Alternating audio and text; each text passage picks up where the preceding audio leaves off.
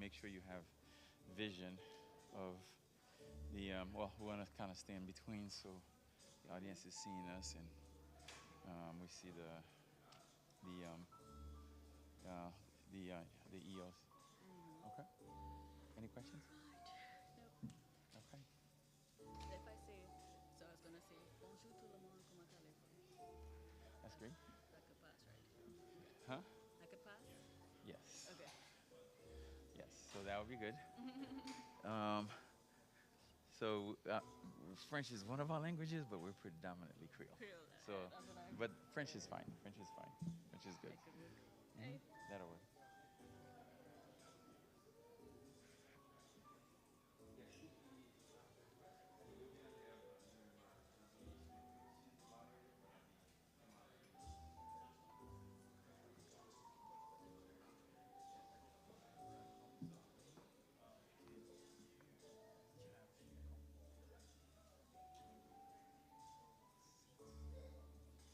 Bring them closer.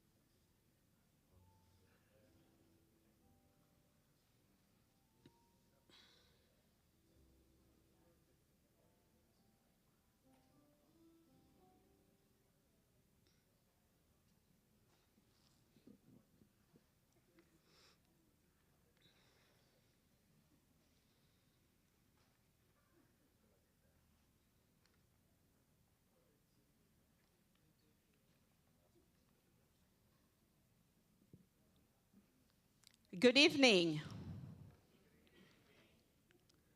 Ladies and gentlemen, distinguished guests and fellow advocates for a thriving Gwinnett County. I stand before you tonight filled with immense gratitude and excitement as we gather here for this extraordinary event. Graciously sponsored by Caribbean Georgia Votes, Incorporated, and organized by the esteemed Jacques Laurent, a tireless community organizer and vice president of both the Georgia Haitian American Chamber of Commerce, Incorporated, and Caribbean Georgia Votes, Incorporated. On behalf of Good Samaritan Haitian Alliance Church and our entire outreach ministry, I extend a warm and heartfelt welcome to each and every one of you. This evening marks a significant moment in our journey towards a more open, collaborative, and constructive dialogue between the residents and taxpayers of Gwinnett County and our elected officials. As we begin this town hall, I want to reaffirm the vision that has brought us all together. A vision of an engaged and mobilized community where the voices of each citizen are heard and where elected officials are committed to the prosperity and equitable growth of Gwinnett County. Our goal tonight is to articulate the needs and the agenda of our community, to gain a deeper understanding of the strategies employed by our elected representatives to address those needs, and most importantly, to explore meaningful ways in which each one of us as active and engaged citizens can actively involve ourselves in the process. We believe in the power of collaboration and unity, where together we can build a Gwinnett County that is not only thriving, but is also a beacon of equity, justice, and opportunity for every individual who call this county home. Throughout this event, we will have the privilege of hearing from distinguished individuals, including the moderator of the evening, Marissa Williams, who will skillfully guide us through the proceedings. Marissa brings with her a wealth of experience in facilitating meaningful conversations and fostering a constructive environment for dialogue. As our moderator for tonight, she will later provide a concise overview of the evening's event to keep us on track. But before then, we will hear from Jacques Laurent, who, with his dedication and community-focused leadership, will present some key community issues and goals, setting the stage for an enriching and meaningful exchange. Moreover, we are incredibly honored to have the presence of our elected officials tonight who will address us. Yes, thank you. Who will address us? They will share their insights and answer our questions. The Q&A session will provide us with the opportunity to actively engage and hold our representatives accountable for the promises they make. As a director of the outreach ministry here at GSHAC, at our church, this evening really is the fulfillment of a long-standing goal and I would like to extend a heartfelt thank you to Caribbean Georgia Votes Incorporated for their generous sponsorship, and to each member of the event team at GSHAC, whose hard work has made this event possible. Your dedication to our shared vision is a testament to the strength and unity of our community. So let us seize this moment with hearts open and minds ready to collaborate as we foster understanding, unity, and mutual cooperation in pursuit of a thriving, prosperous, and equitable Gwinnett County. Thank you. And now I will address our Creole speakers in a few words of what I just said. Bonsoir tout le monde. Nous comptons voir Assoya. Assoya, c'est une soirée extraordinaire qui est vraiment spéciale. Et dans le nom Bon Samaritan, nous disons bienvenue. Et dans le nom ministère Outreach, nous disons bienvenue à Assoya. Assoya, c'est une soirée qui est spéciale que nous avons réfléchi, pensé pour des temps. Mais bon Dieu fait nous réaliser la soirée. Nous avons avec nous des gens, des dignitaires de communauté qui la soirée, comme capable, qui parlent partager avec nous qui ça que vous gagnez pour offrir à nous-mêmes dans la communauté. Donc c'est une collaboration que nous avons cherché depuis longtemps. So, nous contents et nous vraiment contents à soirée pour nous dire merci à Monsieur Jacques Laurent, qui est un leader dans la communauté, qui permet que un événement soit capable possible. Donc, nous voulons dire, si vous avez une question après la présentation, vous avez une chance pour poser des questions. Si vous avez une question ou un concert dans Gwinnett County, quelques bagages que vous avez dans le county, quelques espoirs que vous avez, parce que là, c'est nous-mêmes qui votons, vous mettez là. Donc, si vous avez une question, vous êtes capable de poser une question après que vous finissez de faire la présentation. OK, Kounia, nous allons prier pour nous commencer. Let us pray. Father, we thank you, we honor you, creator of all things. You are great, you are sovereign, you are an awesome God. At this time, we thank you for this great opportunity. We thank you for everything you have done for us. And we thank you for everyone who gathered here tonight in this place.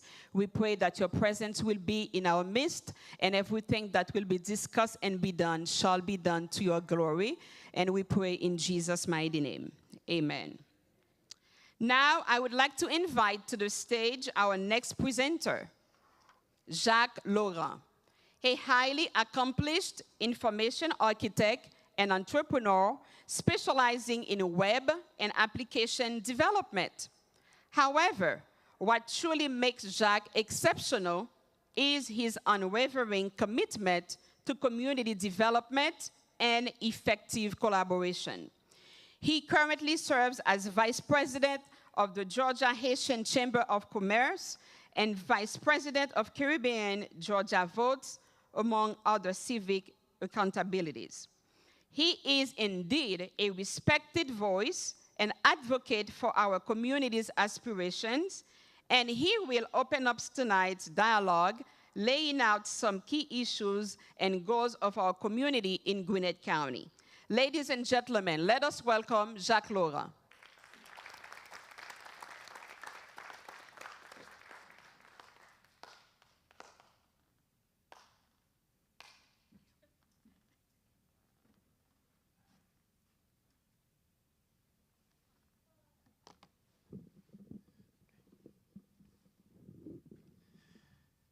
Bonsoir tout le monde. Good evening, everyone.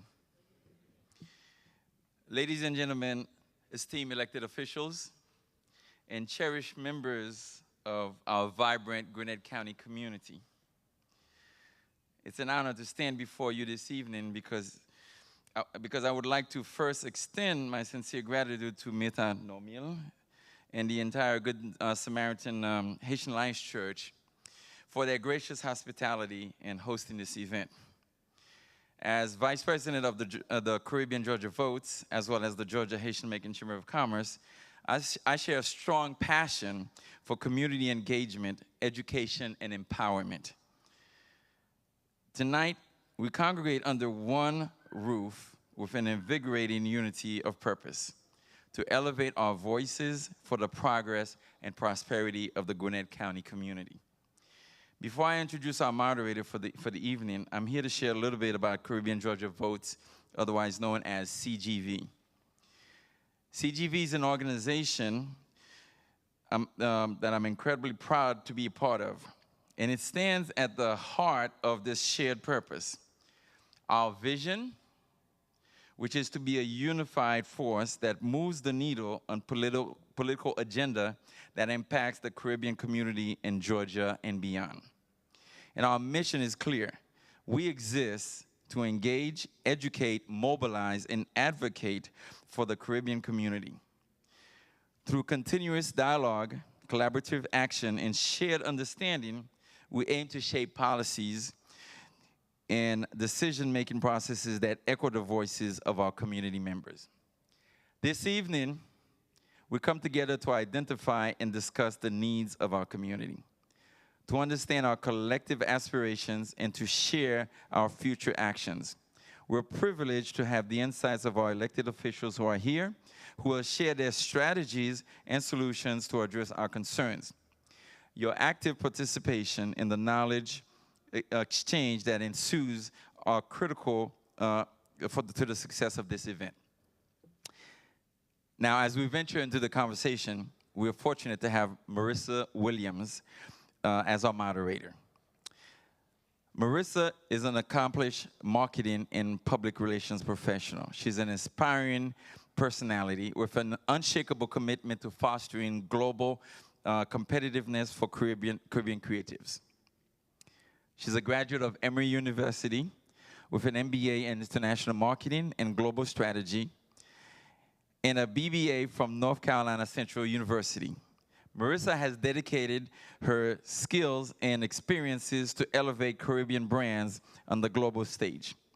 She is the founder of the online magazine, the number 2, the letter B, and Caribbean with a K, To Be Caribbean, which is a platform that shines spotlight on Caribbean talent and offers crucial brand education. So in addition, Marissa has contributed significantly to the Caribbean media landscape, having worked for numerous media houses and serving as a board member at WRFG 89.3 FM. Her on-air personality radiates in the Authentic Caribbean show with Chubba Rock, which is syndicated across several markets. She has demonstrated her leadership in various capacities across Caribbean organizations, successfully executed significant events that enhance the visibility and impact of our community. Tonight, Marissa's wealth of experience, her dedication to meaningful conversation, and her deep understanding of the Caribbean community will guide us through an enriching exchange that brings our collective voice to the forefront. So now we'll summarize in Creole for everyone. Bonsoir, nom c'est Jacques Laurent, moi c'est vice-président pour Chambre de commerce haïtienne Georgia Haitian American Chamber of Commerce et moi c'est vice-président pour Caribbean Georgia Votes qui organise le programme ça à Soya. À Soya, c'est pur et simple, c'est une occasion pour les nous avons besoin pour nous connaître qui est pour nous aller, pour nous connaître qui est pour nous adresser nous et aussi pour nous mettre tête nous ensemble pour nous décider et qui ça nous voulait comme communauté pour le parler avec et les élus nous a dit mais ça nous besoin mais ça nous voulait. Alors organisation qui relève Caribbean Georgia Votes là, ils travaillent avec un pile d'efforts pour assurer que voix nous y autant d'élus et c'est pas simple, c'est pour tout Caraïbe blanc que Jamaïcain, que Haïtien, que sorti Trinidad ou bien l'autre pays. Nous mettons nous ensemble pour nous organiser nous comme un seul groupe pour adresser besoins. Mais pour gérer le programme là soir, nous avons une dame avec nous qui sortit de Trinidad, qui relève Marissa Williams, qui pral gérer le programme là et m'a parlé avec lui pour aider s'il a besoin de traduction. mais son monde qui vraiment fait et fourni, il est très éduqué, il gradué à l'université MO University et il a une maîtrise là-dedans et il a une connaissance internationale côté que il fait un pile un travail dans les médias, dans la radio, dans la télévision et le travail qu'il fait surtout c'est pour assurer que l'eau caribéen ou un business, une occasion pour présenter parmi l'autre monde qui fait des efforts dans l'autre communauté. Égal, à ce moment nous allons rentrer dans le programme là et pour commencer. So, tonight, ladies and gentlemen, please join me in welcoming our moderator for the evening, the esteemed Marissa Williams.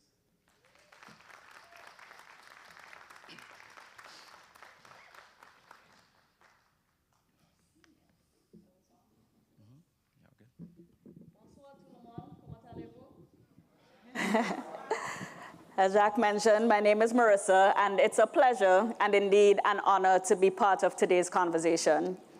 There is a lot to talk about. Whether you follow the news, you don't listen to the news, I think everybody in this room is aware that there are serious issues happening right now. And as Jacques alluded to, we wanted to create a space that will accommodate constructive and collaborative dialogue. So that's why we are all here today. And we want this to be a very rich, solutions-oriented conversation with our elected officials who currently or in the future will represent us, and us, our community, bringing to the fore the issues that are on our minds. Yeah? Maybe? You're not sure yet? Okay. So we as a Caribbean community, we know that we have a voice, and we want our voice to be heard. Yes? So our word for tonight is engage. Yeah? Let me hear you all say it. Engage? Engage? Engage? All right, that's what we're doing tonight. We're going to engage, all right? So we want as much people as possible to participate in today's conversation. So what we're going to ask you to do is kindly ask lots of questions, but ask them as succinctly and directly as possible. We have mics that you could come up to, and we also have index cards where you can ask questions. We're also going to ask the same of our elected officials to respond succinctly and directly so that we could allow as much people as possible to participate. And my co-moderator, Jacques, will help with that because he will be our timekeeper tonight. So we are going to allot 3 minutes per person. And at the 2-minute mark, you'll get a gentle reminder. At the 3-minute mark, we are going to rudely tell you to stop, unfortunately. Translate that part. You what? You want me to translate that? Oh, sure. Yeah. Yes. OK. Et pour assurer que tout le monde comprenne, vous entendez-moi? OK. Pour assurer que tout le monde comprenne, c'est que nous parlons, et quand fini là, nous parlons permettre et inviter nous pour présenter tête. Il y a bien 3 minutes chaque pour présenter tête. Kounia, là, tout fin présenter tête, Kounia, et assemblée, tout le monde qui là, n'a pas occasion pour nous et poser questions. Il y a un micro qui là, côté que nous venir pour nous parler. So, si nous voulons parler simplement à devant le micro et puis nous poser questions. OK? So, ça me a besoin d'assurer que tout le monde comprenne. Et puis, il y a un petit cadre, si nous pas à l'aise, venir poser questions, nous avons un petit cadre, et puis nous avons écrit dans le cadre pour nous dire mes questions, et puis les questions viennent joindre nous là pour nous assurer que les questions nous posées. OK? Merci beaucoup. Merci, Jacques. I hope this is still on. Okay, so do you all remember our word for tonight? Engage? One more time? All right, cool. So we're ready. Okay, so how it's going to flow tonight, we're going to have our elected officials introduce themselves and whatever they want the community to know about their platform. And that will be 3 minutes per elected official. And at that, when everyone has spoken from left to right, we then will invite you all in the community to come up and ask us some questions. And we'll have a few minutes of that before we close off for the night. Sounds fair? All right, you all ready to get this started? Let's do this. All right, so at first we're going to have our introductions left to right. I have that right? Yeah? Okay, so I'll invite you to start. There's a video. Oh, sorry, there's a video first. The first person presenting will be from the Solicitor's Office, Lisa Marie Bristol.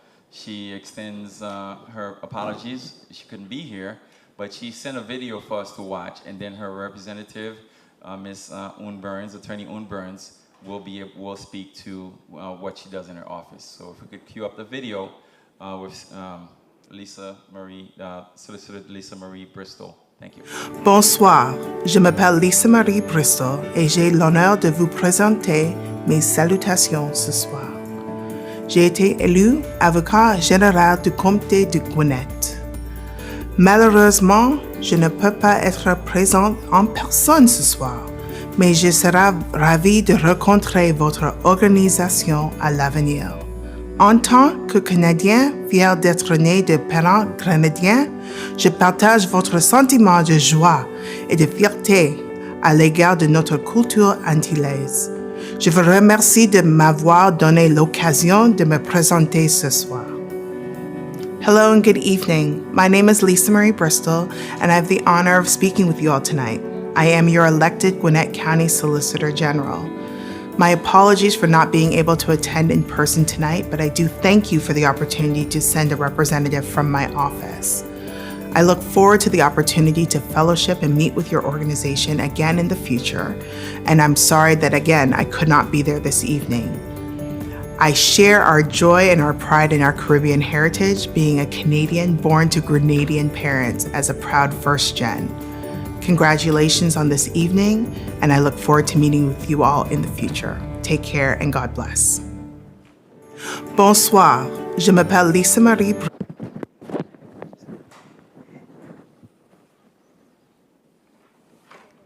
And you have the floor, Attorney Un Burns. Can you all hear me? Yeah. Good evening, and thank you all so much. Oh, man.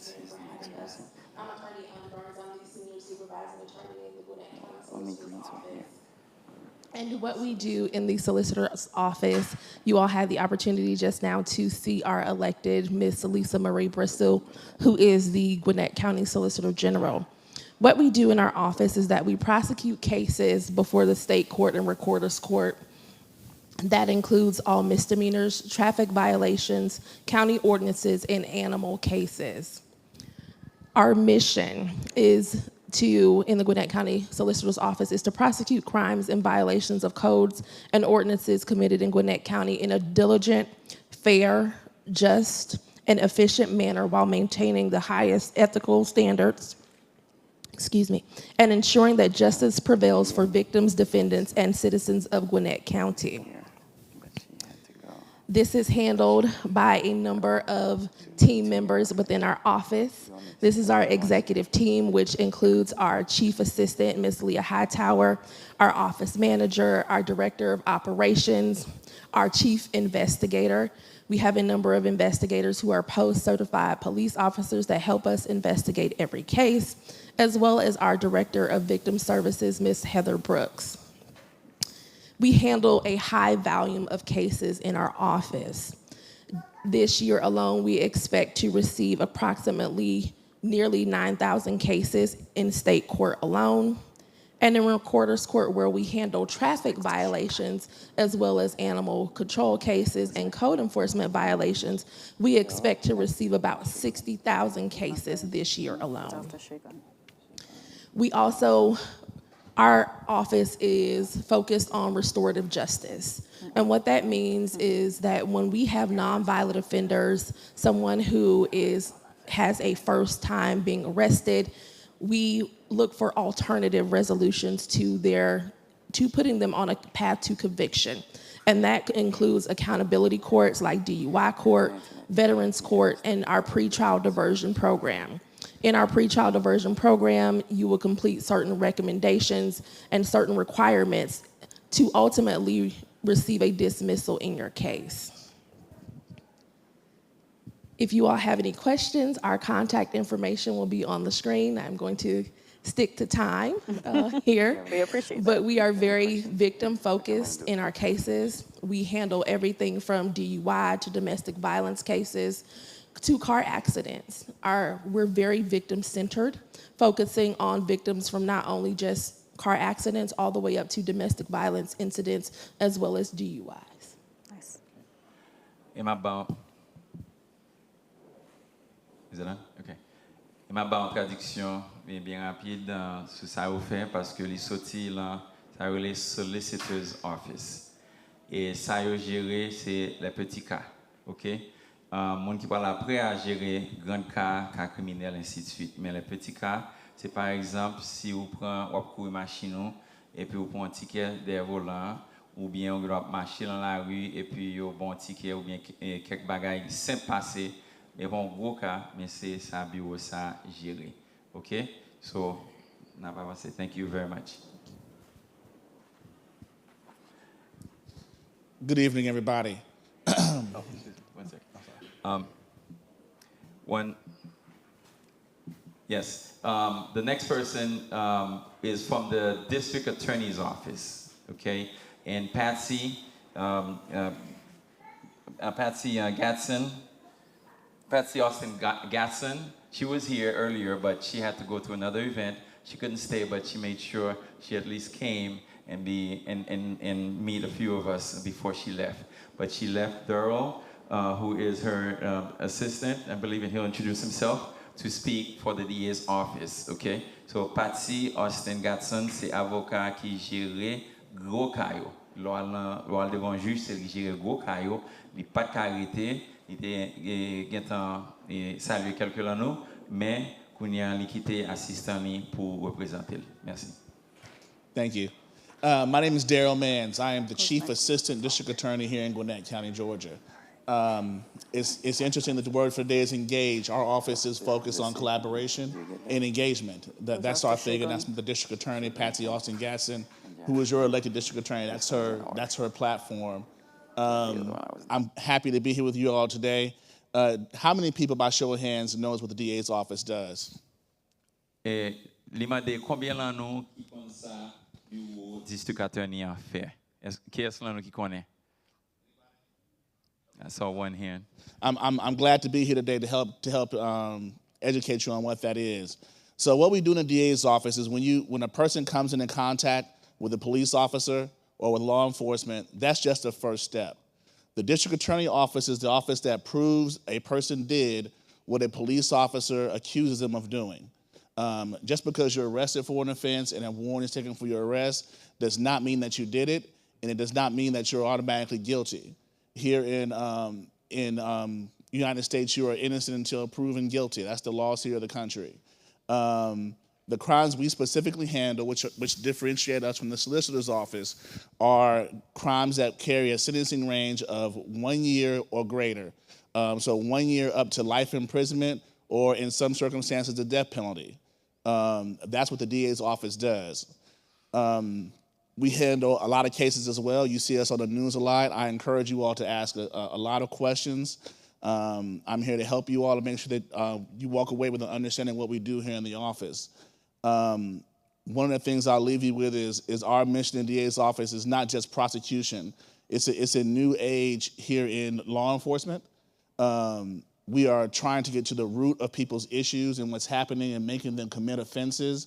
We have pretrial diversion programs like our Rehabilitation Enables Dreams program for adults. It gives people who have a first brush with the law a chance to go through a program, learn life skills like conflict resolution, how to balance a checkbook, things like that. Also, entrepreneurship, give them life skills so they can go out and be productive members of society. We also have a riser program. That's our juvenile program. It works with not only the parents, not only the offender themselves, the juvenile, but the parents of the juvenile as well, to again get to the root issue of what's happening with that child. Why are they acting out? Why are they truant? Why are they fighting in school? If they're doing drugs, why are they doing drugs? To get them the help they need so they can be productive members of society. That's all I have. And like I said, please ask questions. I'm here to help. Thank you. OK.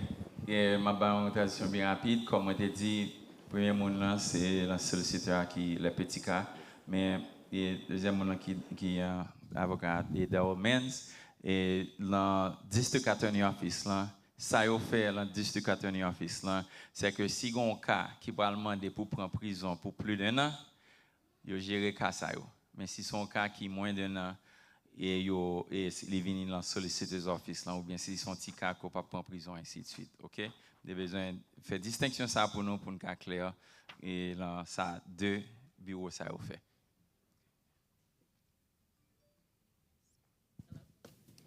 Bring it on, Segun. All right. Well, I guess I'm going to introduce myself Yes. because I think they're a little challenged with the name, right? A little bit. All right. So I'm State Representative Segun Adeyina. I represent House District 110, which covers Grayson and Loganville and Gwinnett. I have a little bit of Snellville and a little bit of Lawrenceville. My heritage, I'm a black immigrant, moved to the United States 35 years ago. My mother is Caribbean. She's from St. Vincent and the Grenadines, but grew up in Aruba. My father's from Nigeria. So I have a little bit of the world around in me, and I've been in the U.S. for 35 years, so this is home. Prior to coming into serving on the state office, I used to work in the community, one, advocating for voters' rights, especially educating black immigrants on the importance of voters' education and why you have to participate. I've served in several positions within the county. Fortunately, sitting next to me is my commissioner for my district, and I had the opportunity to serve on the Tree Advisory Committee. I'm sure people don't know what a Tree Advisory Committee is, but I served on it. But had the pleasure to represent my district and had conversations on how we improve and keep our community beautiful. Also, I participated on past elections, very active in the Gwinnett Democratic Party, going out advocating for candidates who represent your interest, making sure that representation was there. Representation matters. As a state legislator, my number one priority, my number one job is to make sure we pass the budget. And in my first session this year, from January through March, one of the things we did, which was a priority before any other of the institutions in our state can function, is we passed a $32.8 billion budget. Did a great job. Good job.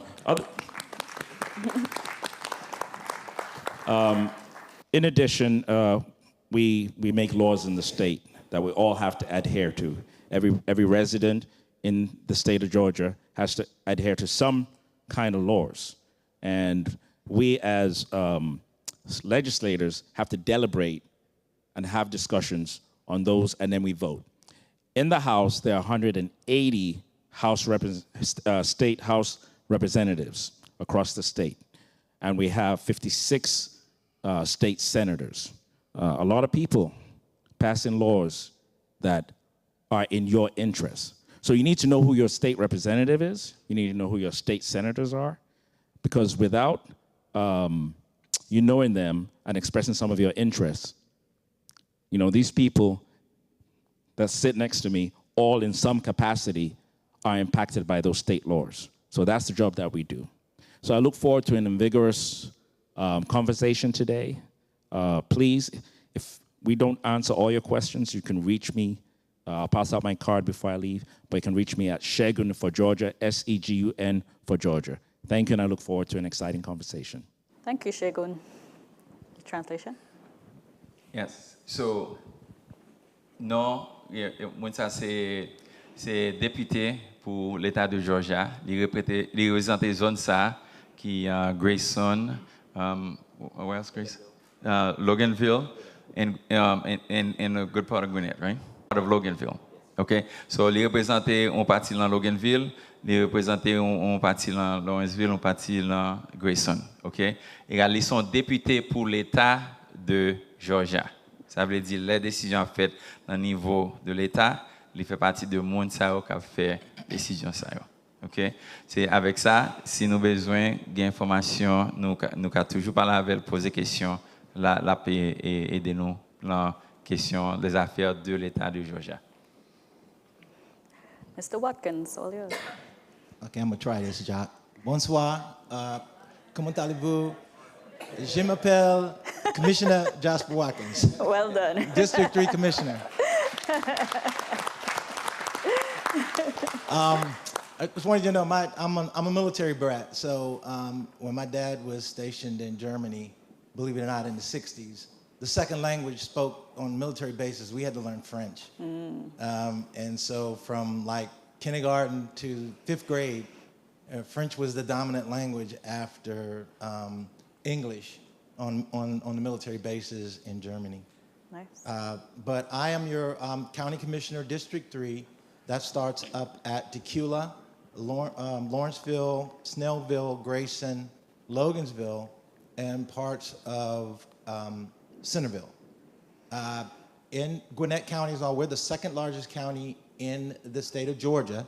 And believe it or not, District 3, if it was a city, would be the second largest city in the state of Georgia, only behind Atlanta. So that's how many people. We have about 1 million people in Gwinnett County. Wow. And our budget is, the budget that we manage, we have 4 commissioners and 1 chair. And our budget is over $2 billion. So we manage quite a bit. And when you look at, as a commissioner versus a state rep, the state representatives, they make the laws. But then it's up to the commissioners to make sure that the policies and procedures that the laws have been made on, that we follow them to make sure that we're good stewards for the state of Georgia.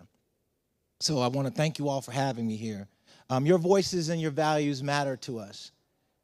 You know, it's forums like this that allow you to get an opportunity to see us.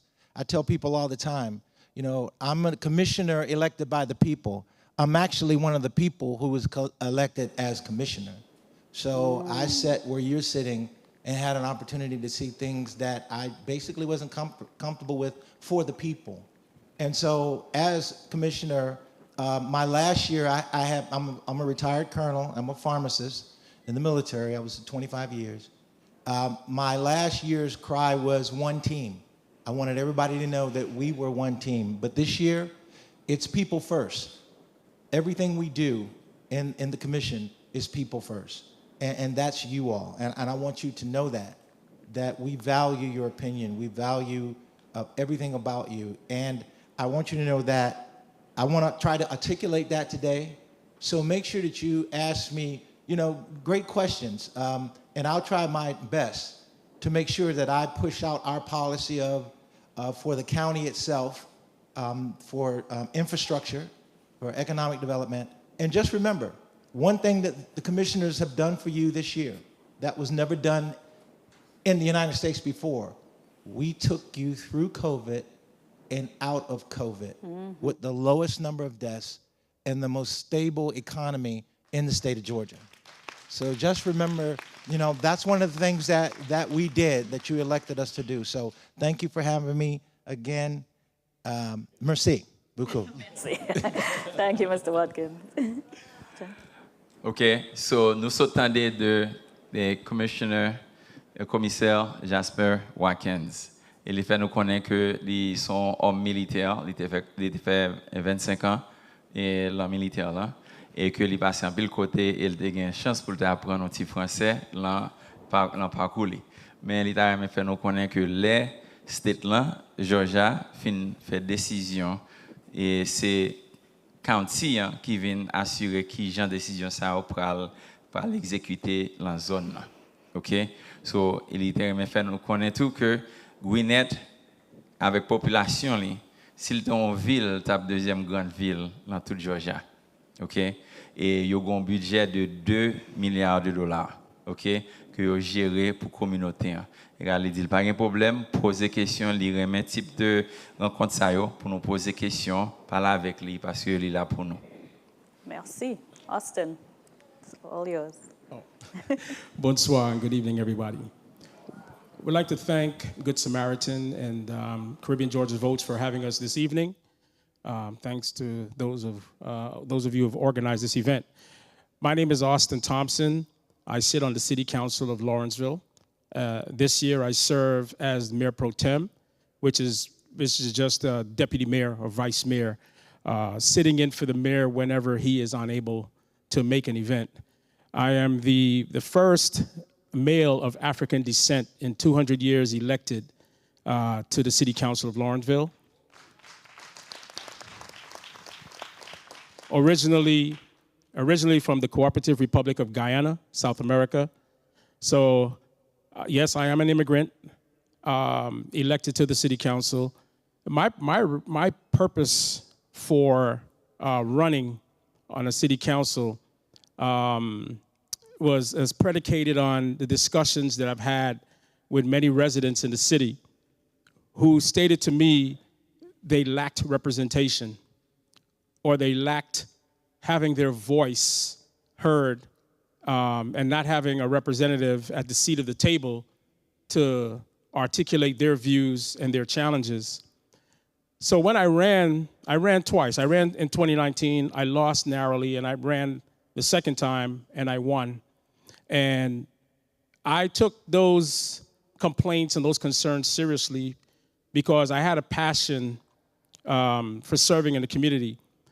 Now, on the City Council, I've been in the community working with various Caribbean organizations. I served in the Guyana Association of Georgia as its president, vice president, and secretary, and with other organizations as a volunteer in the Caribbean community for 30 years, and as well with the Hispanic community for 20 years. I worked alongside Sorrel Catan, who you all know, then with the Haitian Alliance, 20 years ago, but we've had a 20-year friendship since then. So what I've done in the Caribbean community as far as community activism and involvement in various programs and activities, I wanted to bring that to the city of Lawrenceville. I've lived in the city of Lawrenceville for 10 years. I served in the Architectural Review Board and the Lawrenceville Neighborhood Alliance preceding my run for the city council. And listening to those complaints from so many of the residents who felt as if they didn't have a representative on the city council, that's what made me run for office. That was my desire for running. Because as a community activist, as a person involved in community activism, you don't get to sit at the seat of the table where you shape policy, right? You can only take your complaints to a policy maker and be involved in activism. But as a policy maker now, you get to shape laws, right, and policy. And on the city council, we shape laws in the form of ordinances, right? So this way, we have order in the city. We get to address concerns of quality of life and the way in which people want to live in the city. We address affordable housing. We address living wage jobs. These are some of the things that I wanted to address when I came to the city council. Transportation was another concern for some in the city. This year we passed a $200 million budget. That's part of our job as well. And addressing some of the concerns that really impact the lives positively for our residents. So I'm glad to serve on the city council. I've reached out and engaged the Haitian community in several instances as well.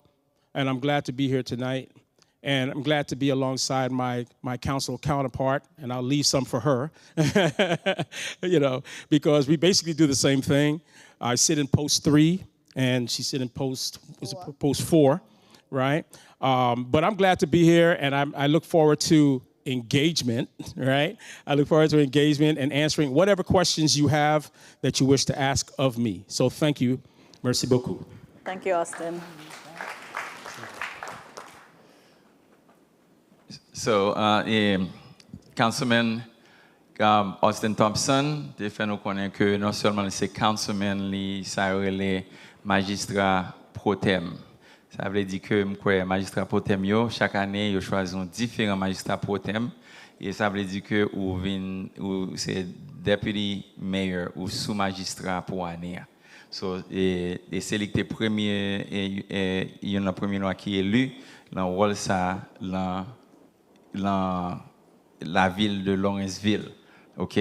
Égal, et premier monde qui est élu comme council et person, c'est monde qui parle parler, mais lui-même il est élu comme premier et maire pro tem dans la ville de Lawrenceville après plus de 200 ans. OK? Et l'État a fait nous connaître que ils sont qui très engagés avec la communauté, surtout avec la communauté haïtienne. Ils travaillent avec Georgia Haitian American Chamber of Commerce, ils travaillent avec the Haitian Alliance et d'autres groupes dans la communauté haïtienne là. L'État a fait nous connaître que il est avec nous et il campe avec nous et il a disposé pour travailler avec nous les nos besoins. Merci. Ms. Taylor Crawford.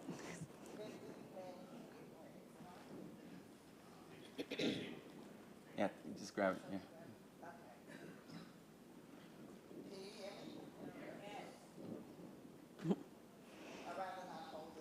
Good evening. My name is Councilwoman Arlene Taylor Crawford, and like Councilman Austin Thompson, Mayor Pro Tem stated, we serve together on the City Council of Lawrenceville.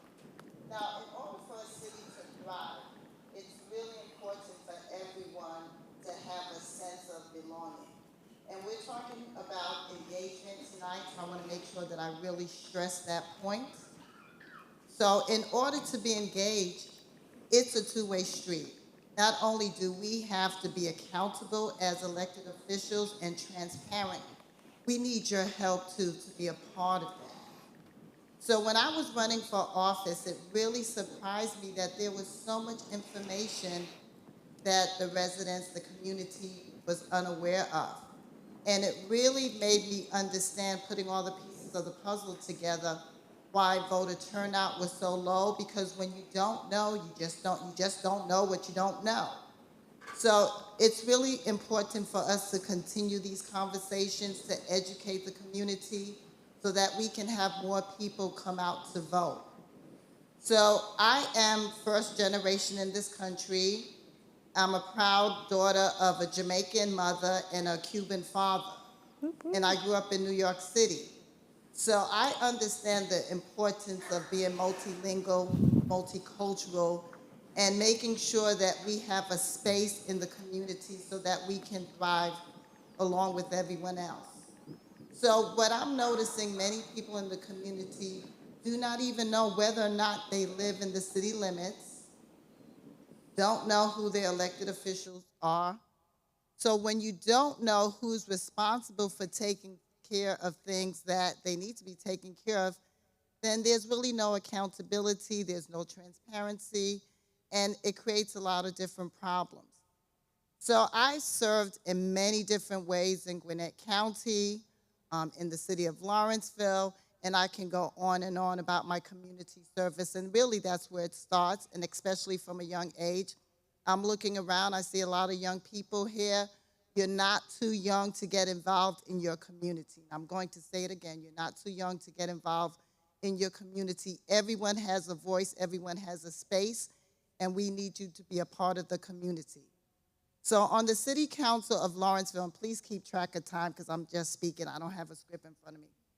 So City Council of Lawrenceville, we have a mayor and we have 4 council members. And we are at large. That means that we represent the entire city of Lawrenceville, which is approximately 32,000 people. So as Councilman Austin Thompson stated, he's Mayor Pro Tem, also post 3, I'm post 4. So it's really important to understand exactly what does it mean to live in the city limits. I receive phone calls from people who live in the county limits. And Commissioner Jasper Watkins can attest to that because I call him often to let him know, oh, by the way, someone called me and the person needs help, but they do not live in the city limits. We have about 537 cities in the state of Georgia. So many people live in the city, and we have to make sure people understand that local government governs your everyday living. Local government, of course, the state and federal is very important, but your day-to-day living, that's on the local level. So please, I'm going to really stress engagement over and over, and I'm going to tell you ways that you can get engaged because you matter, your voice matters, and you should have a sense of belonging in the city and in Gwinnett County, in Georgia, and in the United States of America. Thank you very much. OK, Councilwoman Marlene Taylor Crawford, time fait nous connaître que représenter poste numéro 4, il y a 4 postes. Et représenter poste numéro 4, et nous avons un councilman Austin qui représente le poste numéro 3, mais ils travaillent ensemble. Là, ils finissent pour poste pour couvrir toute ville de Lawrenceville qui est environ 32 000 personnes. Mais le fait nous connaît parfois, ils connaissent marqué Lawrenceville, mais on parle en ville de Lawrenceville là. Égal si que ou t'as un petit gens confused, l'homme on relais ou parle en ville de Lawrenceville là, il carrelé un commissioner et les relais commissioner Jasper Watkins qui couvre pour county en ville de Lawrenceville. Comme ça vient permettre mon gens venir joindre service. Et le temps est assuré que nous sommes très engagés.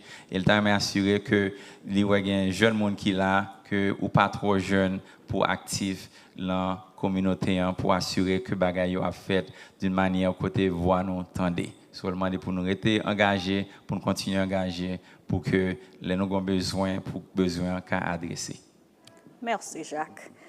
And last but not least, we have Major Neal and Sergeant Smith. Hope I got that right. Bonsoir. My name is Sergeant Smith. I'm with the Gwinnett County Sheriff's Office. I am of Haitian descent. I'm happy to be here tonight. It's a pleasure being here. Thank you for inviting us. I am the sergeant over field operations. I cover family violence and the sex offender unit. This is my direct boss, Major Neal. Pass it over to him. No, I am not an elected official. I am a public servant.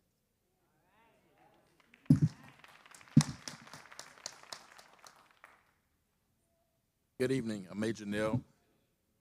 One of our jobs is, well, our main focus is your safety and serving the public, the citizens of Gwinnett County.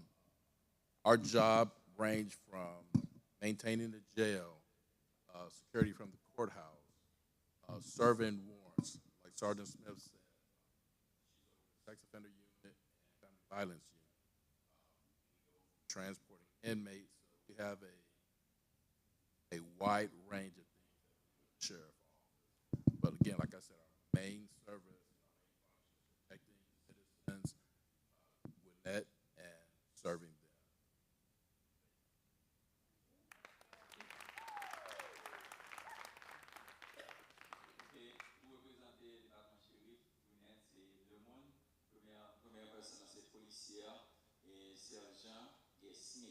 Okay. Et il fait nous connaître que les descendance haïtienne et que il est avec nous aujourd'hui pour les représenter qui travail que il fait. Et puis avec lui c'est boss lui qui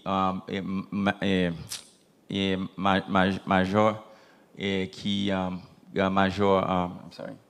Major Neal, okay.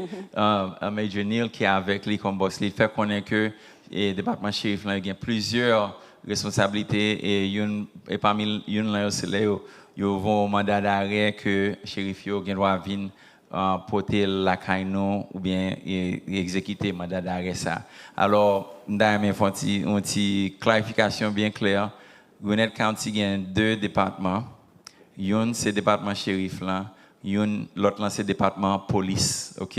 Police là lui-même c'est avec lui que nous quand jouer dans la rue qui stopper nous qui camper nous.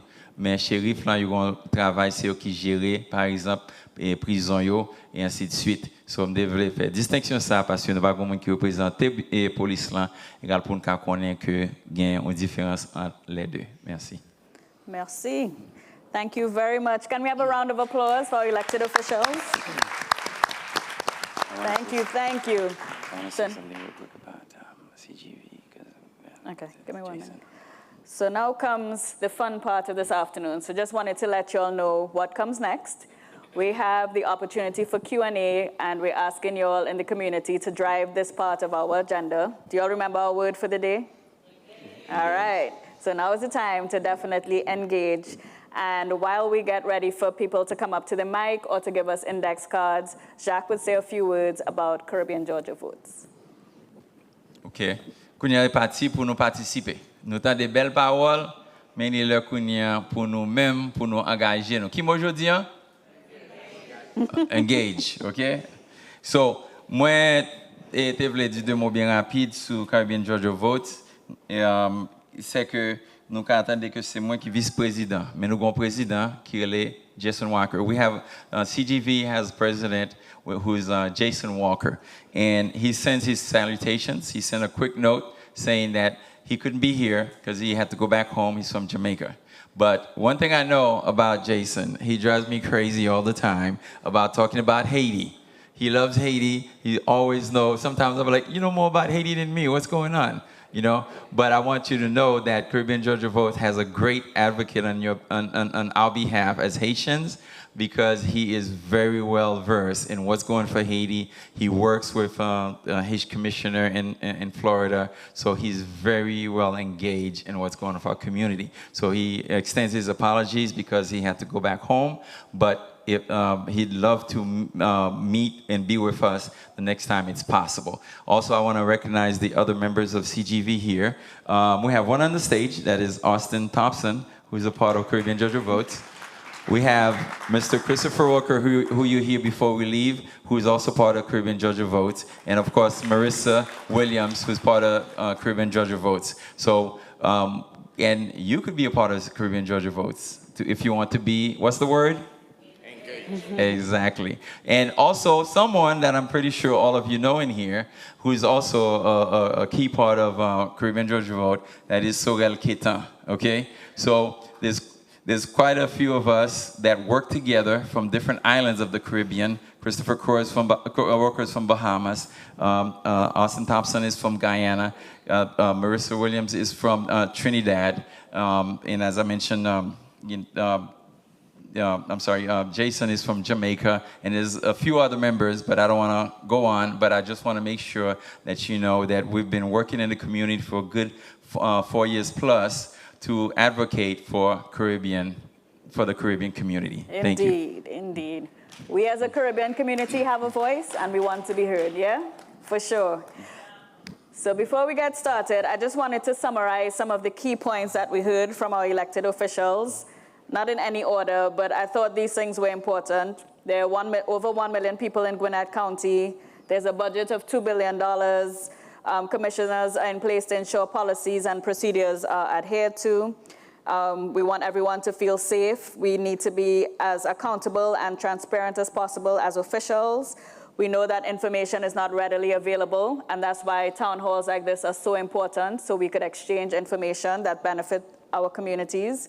There's a tree advisory committee, apparently, who knew? And there are different programs out there, like juvenile programs for first offenders, to teach them life skills, which I thought is really phenomenal. So great job, thanks for all that information. So what we'll do is we'll ask the question and we'll punt it to our elected officials. We ask that 1 or 2 of you all answer to keep us within the time. We have roughly, let's say 15 to 20 minutes left. So we'll just do a few questions. Anyone who doesn't want to come up to the mic, you could just fill out an index card and we'll make sure to ask your question. Yeah? All right, so our first question is for deputies and commissioners, and it says, can you discuss some items in the budget that you fight for that specifically address issues directly and solely of the Caribbean community? Give us a couple of examples. Okay, this is for the commissioner. Yeah. Okay. Nous question, nous c'est pour commissaire là et avec député. Est-ce que vous gagnez et quelques points dans le budget que nous goumens pour l'emploi ça pour assurer particulièrement que les aider communautés caribéennes?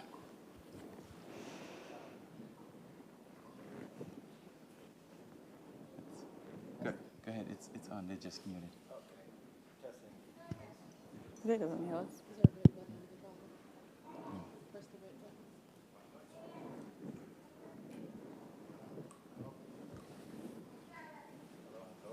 him yours. Yes, that was a great question. I first like the preference.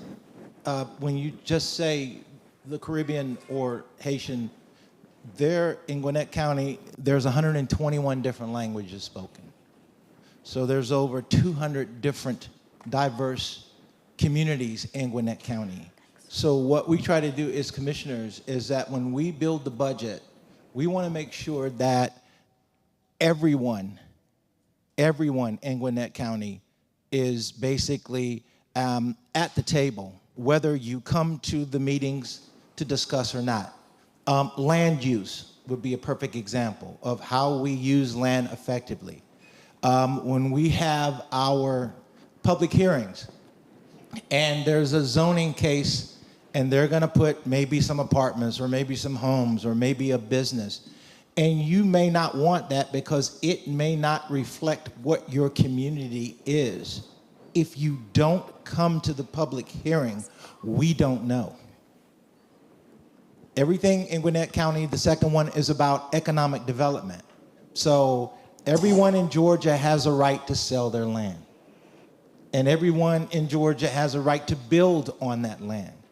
But it's the community, along with the commission, that determines the effective ability of what that will be and whether it's applicable. So it's so important that you come to the meetings. Now, we also make sure that your infrastructure, that would be your roads. As you know, we cannot build ourselves out of the traffic that we have right now. I mean, and I have people that'll say, Commissioner, we got to stop the traffic.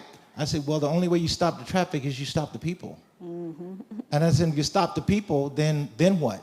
That means your trash collection goes up. Our public servants, you know, inflation causes everything to rise. That means we have to be commensurate with their salaries. So your services, salaries, and all that deals with people. And when you say stop people, then the next year there's no new money coming in. So that means that what are we gonna have to do?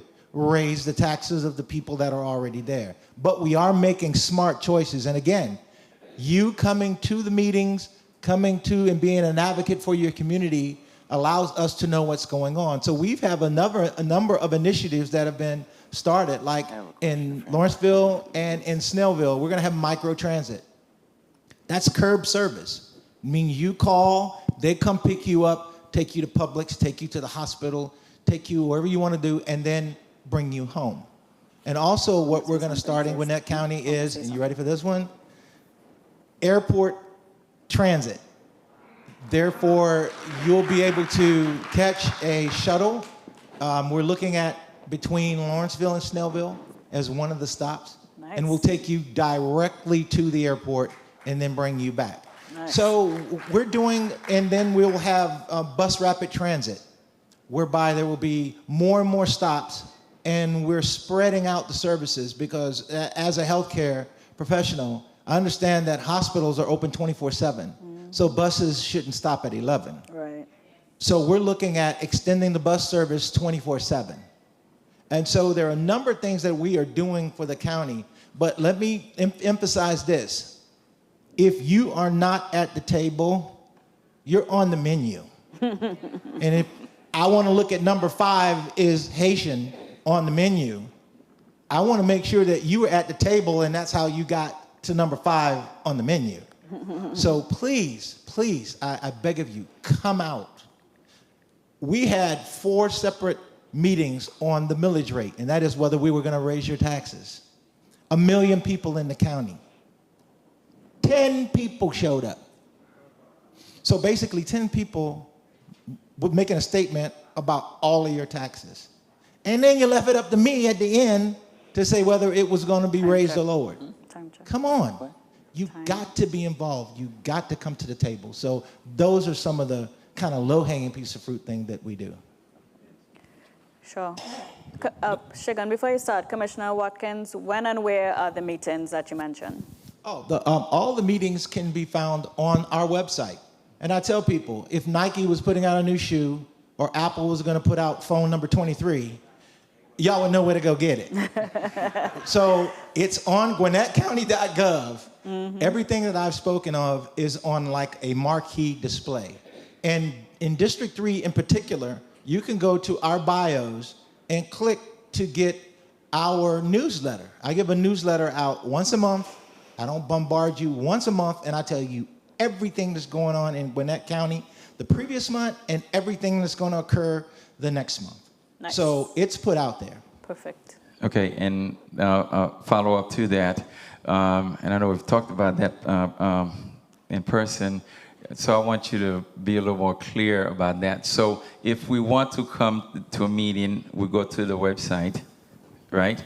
And we can find out what the schedule is. Correct. You come to the meeting, you find out what the schedule is, and actually you can email any of your commissioners before you come to the meeting.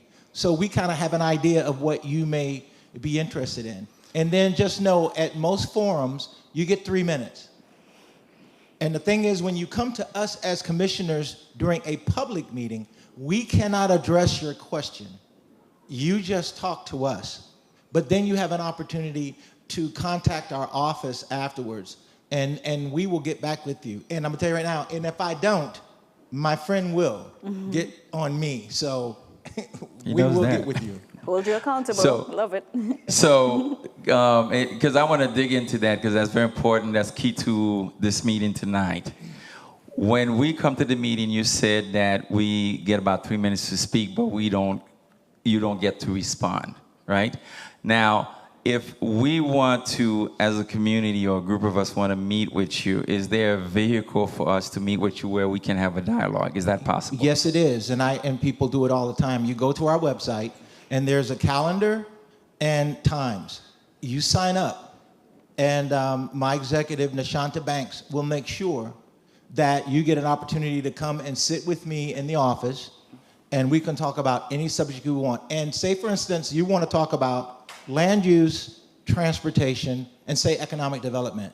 I will bring all 3 directors of those departments to the meeting. Very good. So that once we leave a meeting that you have with me, you would get the yes and the no of the question that you were asked. Very So nice. it's there for you. Thank you. Thank you. Thank you, Commissioner Watkins. Shagun? Yeah, so, by the way, Representative Adena, Sorry, my bad. no problem. So one of the things I do want to mention about the budget, we passed a budget of $32.8 billion this year. Half of the budget, literally half of the budget, I'll say about 51%, went towards education. What's in it for you? One of the bills that was passed and put into law was for the Hope Scholarship being 100% funded, which it hadn't been for a while. And that's a huge opportunity for those of us that have kids in school that choose to go to college upon graduation. If you get a 3.7 and higher, not like the Zell has always been fully funded, but the Hope Scholarship is now fully funded if you attend an in-state university. So that's a huge opportunity for us as a community to make sure our kids who need that opportunity and have done well in school and have got those grades to have that opportunity to continue for a college education. Thank you. And if I can just briefly add something, I understand sometimes it's difficult for people to come in person to meetings, but at the City of Lawrenceville, our meetings are streamed Facebook Live, and also you can go back and look at the footage of the meeting. So don't always think it's great if you can come in person, but it is also online, so you can always go back, look at it, and also the meetings, the minutes are online as well. Thank you all very much. That was great information. So as Commissioner Watkins said, if you're not at the table, you're on the menu, and we need to show our faces at those meetings. You go to GwinnettCounty.gov to get the schedule, and they're also streamed live. So if you can't attend in person, you could still see what's happening. And that's City of Lawrenceville as well. City of Lawrenceville, okay, perfect. All righty, on to our next question. Okay, I hope it's on. Yes, it's on. But thank you for coming. I'm Maurice Parture, and I'm one of the pastors and staff here at Good Samaritan Haitian Alliance. But thank you for coming. Thank you again, Jacques, for bringing CGV to help us host this town hall meeting. I have a question but thank you for the word of knowledge. If we are not at the table, we are on the menu. I'll translate that tomorrow. Yes. For the Solicitor General, yes. Recently we just got cited by a code violation because we didn't know. And what kind of resources or initiatives that you have to educate our community that are new to this county, and so that way we can be mindful of those codes? That's an excellent question. So everything in Gwinnett County is also available online. If you go to the website, you can just Google Unicode. It's MUNICODE, Gwinnett County, and all of the Gwinnett County ordinances are online. Of course, if you have any questions, you can also contact our office, and we'll be happy to discuss whatever's happening with that case. You can translate then the question that I asked. Okay. Et ça que question que pasteur Madoché et en parenthèse moi me fait connaître que pasteur Madoché pour nous battre nos applaudissements parce que il fait un pile travail pour assurer programmation à tes fait. OK? Avec pasteur Enos Laverdure, nous travaillons ensemble pour assurer. Mais pasteur Enos Laverdure a passé par derrière. OK? Des traductions, il demande une question, il dit que l'église là te recevoir un ticket. Il n'y a pas attendre des tickets ça, il n'y a pas de compte ça pour te faire. OK? C'est une citation. OK? Les recevoir les kounia, il y a même connaître dans le futur qui gens que yo ka connaître d'avance et même si tu as recevoir les qui gens yo ka adresser situation et nous gagnons avocat et Burns qui répond il fait connaître que les nos besoins connaît dans Gwinnett County et qui règlement qui gagne et ou droit à taper muni code MUNICODE code Gwinnett. OK? So l'autre taper muni code Gwinnett là la faut connaître tous les règlements yo et qui ça yo affecté, mais si tu as un problème comprendre ça, ou ka toujours le bureau et solliciteur et y a aido pour gérer la situation. Merci, Jacques. I can just speak to that as well. Sure. So we're saying to go online, yes, the information is online, but let's face it, not everyone is tech savvy that they know how to navigate online. So I don't want to take that for granted, and we have people here of all ages. So we do still have telephones that you can pick up the phone and call someone. If you call the city of Lawrenceville, our code enforcement manager is Alan Bannister, and I will definitely assist, and I guess I can speak for Councilman Austin Thompson, and we can have him come out with code enforcement officers and one officer to have community meetings. I think the best engagement is face-to-face, interactive, not just going on a website, and that can be very confusing. So let's remember that we want that interface live with people, and I'm willing to do that. So if anyone has a problem with code enforcement, because I get a lot of those phone calls, I'd rather you pick up the phone, talk with me, and I will come out with the code enforcement manager and officer to speak with you and your community. Thank you, Yes, Councilwoman. thank you. Okay. And I want to say to the officer that came out and then to write us the code violation was very helpful. I mean, to us, and then was very kind to educate us, and then and also how to go about to correct the violations that we have. Thank So you. We thank you for having some good officers that can interact with our community. Thank you so much. And again, if you need to discuss that specific case, please feel free to call our office. Thank you. The floor is yours. Good evening. Good evening. Thank you for coming and share with us tonight. I have a question. Through the Parole Humanitarian Program, this community has been receiving several individuals, and as a community, we trying to help them to learn how to speak English. So we have class where we teach them, we have volunteers. My question, does the county or the city of Lawrenceville has any program where we can reach out to see how we can get some assistance to continue helping them as they coming over from Haiti and other countries, and we're trying to help them to speak English? but does the county or the city has any resources available where we can reach out to help them? Great question. That's hello? Is it on? Still not on? Yeah. It's on. It's up? Yeah. Yes. There are, if they're in community service, they have a number of programs, but I don't think they're specifically targeted for providing funds for English as your second language type programs, but I do know there are a number of them out there. But for clarity, I would say if you go to the community services website, or better yet, if you just contact my office.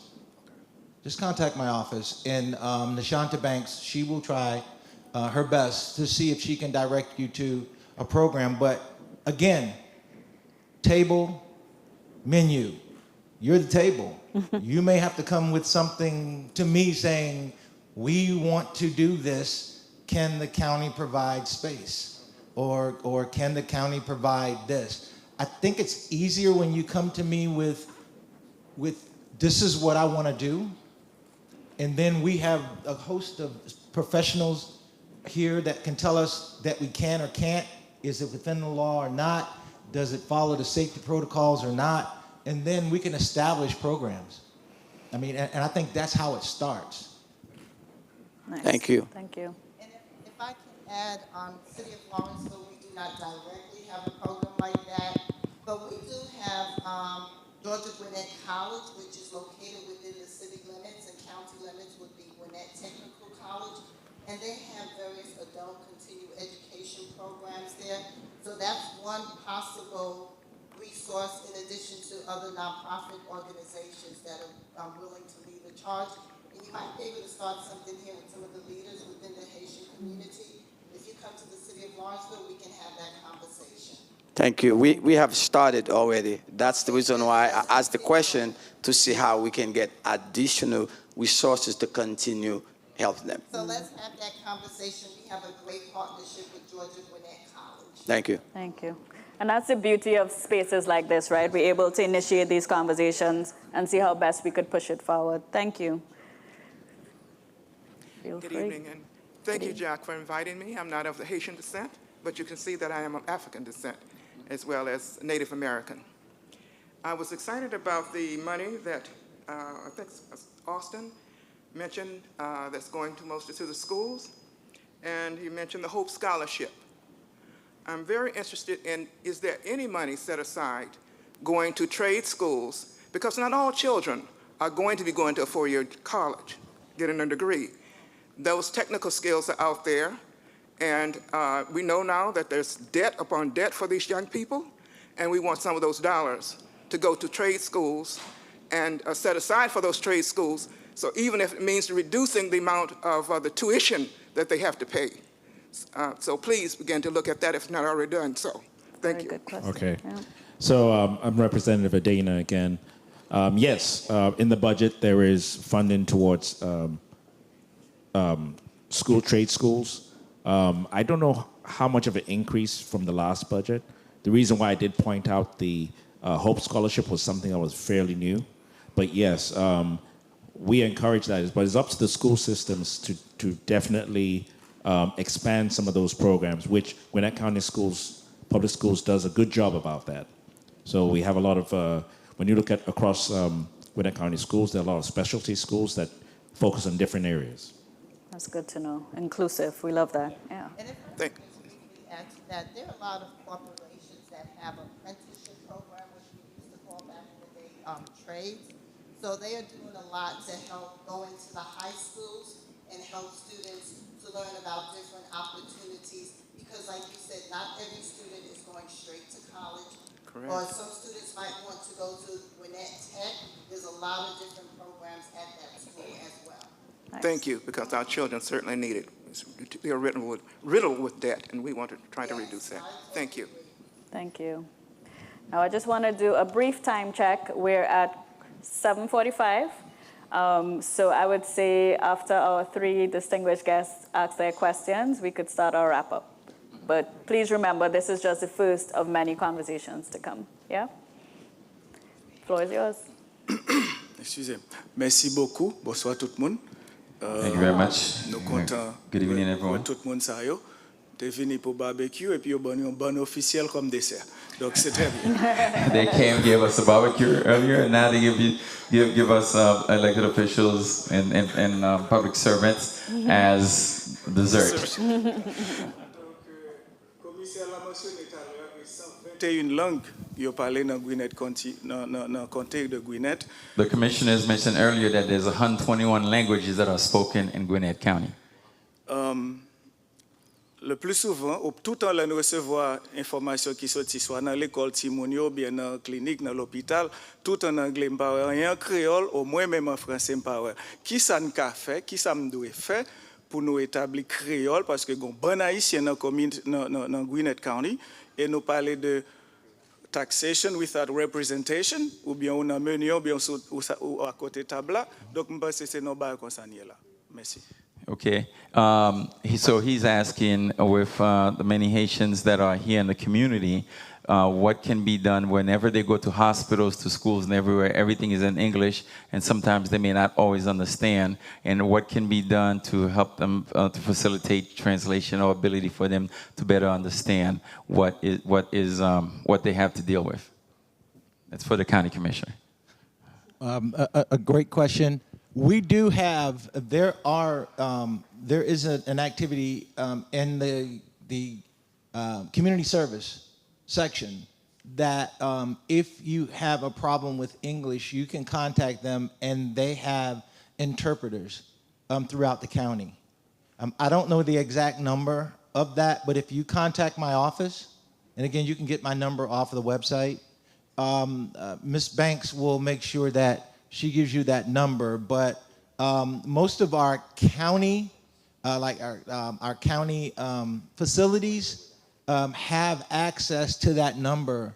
So if English is not your single language, that they'll have a representation that they could call and can basically give you that information. It worked well during COVID because that was one of the things that we had a problem with, and there was a big push to have interpreters that was available for a lot of the communities in the county. So it is through community service, and just give my number, my office a call, and we will give you that number. If I may, please, quickly. Driver's license specifically, ça c'est un gros problème lié. Qui l'on ka gen base en créole pour moun qui veut prendre licence pour passer test en créole. Okay. And he said specifically driver's license. What can be done so that they can have the tests and explanation in Creole for getting the driver's license? I think a lot of when you talk about languages changing, like DMV, voting, and others, I think there's a threshold number of individuals that you have to have in the county before they will actually change. And I think you have Spanish, the Hispanic community, they have that translation. And I think the Korean community is coming close to that number of individuals that are in the county that they have that threshold where then we are to provide that language. But it's all about the numbers and the threshold that you have before a county or a municipality will change or add the language to. Now, a number of departments may have that available for you in the form of an interpreter or, say, a brochure, but to change the whole document that's online, it really is a threshold number that they have to meet. Okay. Tem traduit parti ça parce que l'important, il fait nous connaître que un minimum de monde qui est dans la population, un pourcentage qui est supposé dans la communauté, et puis à partir de minimum ça il a commencé à faire traduction. Okay? But I'm going to come back at you on that. I remember talking to Marlene, Commissioner Marlene Foscue about that. Is there any initiative that we can take as a community to ensure that some things can be translated to that effect? In other words, the threshold might be the trigger for the county to take action, But what if we as a community were to come up and support and provide that? So, specifically to that question, I'm not sure what it is on state law, but I do know as a community, one of the things you could do is reach out to your state representative like myself and talk about it. And we can look to see if we can have a bill written. That bill will still need to go to a committee that would address it and look to see, and maybe those thresholds are identified from a state law perspective. And then if it's, if that committee agrees, is referred to the House, and of course the legislators vote on it, and then it becomes law. But if I can just add, there's some spaces that there's some spaces that it has to be translated. You have to have what they call language equity access, such as in a school, also in a courtroom, and with voting in the state of in Gwinnett County, it's translated in Spanish, and that means the threshold based on the voting rights and all the voting rights. But there's some spaces it has to be there legally, and the attorney can speak more about that. OK, les fait nous connaît que en dépit de minimum là, conseil de côté li obligé traduire.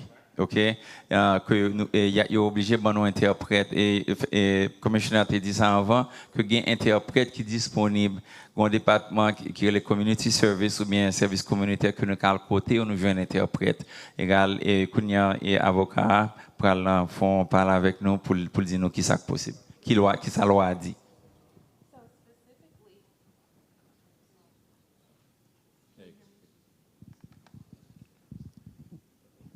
Specifically, as it pertains to the court, we do have what we call the language line, so that we have interpreters of every language. So you have a constitutional right to understand your rights in court.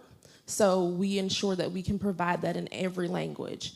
And as to your specific question about driver's license, in the state of Georgia, the driver's license, the knowledge portion of the test is provided in Arabic, Chinese, Farsi, French, German, Hindi, Japanese, Korean, Russian, Spanish, Turkish, and Vietnamese.